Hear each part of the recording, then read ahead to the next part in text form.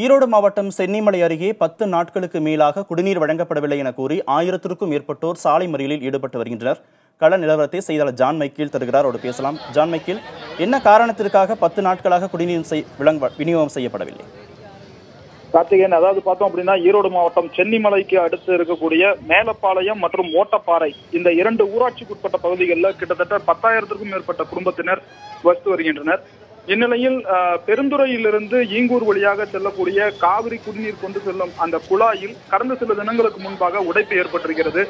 இந்த உடைப்பை சரி செய்யாத காரணத்தால் மேலப்பாளையம் பகுதிக்கு குடிநீர் விநியோகம் செய்வதில் சிக்கல் ஏற்பட்டுள்ளது. இதன் காரணமாக நேற்றைய தினத்துல அந்த பகுதியில் இருக்கக்கூடிய பொதுமக்கள் மேலப்பாளையம் ஊராட்சி அலுவலகத்தை முற்றுகையிட்டு போராட்டம் நடத்தினாங்க. இதனைத் தொடர்ந்து அங்க வந்து அதிகாரிகள் குழாயின் உடைப்பை சரி செய்வதாக தெரிவித்தாங்க. ஆனா இதுவரையும் சரி செய்வதற்கான எவ்வித நடவடிக்கையும் எடுக்கப்படாததை அடுத்து சென்னிமலையில் இருக்கக்கூடிய குமரன் சதுர்க்கத்தில் 10,000க்கும் மேற்பட்ட அந்த கிராம பகுதியைச் சேர்ந்த கிட்டத்தட்ட ஒரு 1000க்கும் மேற்பட்ட பொதுமக்கள் காலி குடங்களுடன் அங்கு சாலை மறியலில் ஈடுபட்டு வராங்க.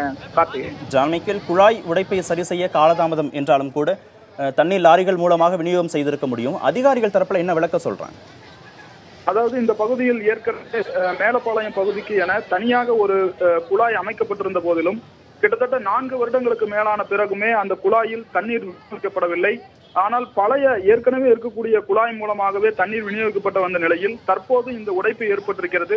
இதன் காரணமாக இந்த பகுதிக்கு முற்றிலுமாக குடிநீரானது நிறுத்தப்பட்டிருக்கிறது என்றுதான் சொல்ல வேண்டும். அதிகாரிகள் தரப்பில் கேட்டபோது விரைவில் இதற்கான நடவடிக்கை எடுக்கப்பட்டு வருவதாகவும் குடிநீர் மாற்று ஏற்பாடு செய்து தண்ணீர் விநியோகம் செய்வதற்கான நடவடிக்கையை முதற்கட்டமாக எடுத்துள்ளதாகவும் விரைவில் இந்த குழாயினுடைய உடைப்பை சரி செய்து தண்ணீர் விநியோகத்தை சீரமைப்பதாக தெரிவித்திருக்கிறார்கள். போராட்டம் எவ்வளவு நேரமாக நடைபெற்று வருகிறது? போக்குவரத்து பாதிக்கப்பட்டிருக்குமே, சம்பவ இடத்திற்கு அதிகாரிகள் யாரேனும் வந்திருக்கிறார்களா பொதுமக்களோடு பேச்சுவார்த்தை நடத்துவது?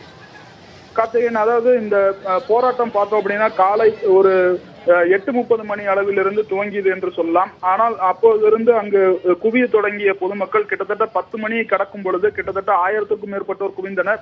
இந்நிலையில் அந்த வழியாக, அதாவது காங்கயம் சாலை வழியாக செல்லக்கூடிய மார்க்கத்தில் செல்லும் வாகனங்கள் முற்றிலுமாக நிறுத்தப்பட்டது. அங்கு கடுமையான போக்குவரத்து நெரிசல் ஏற்பட்டிருக்கிறது.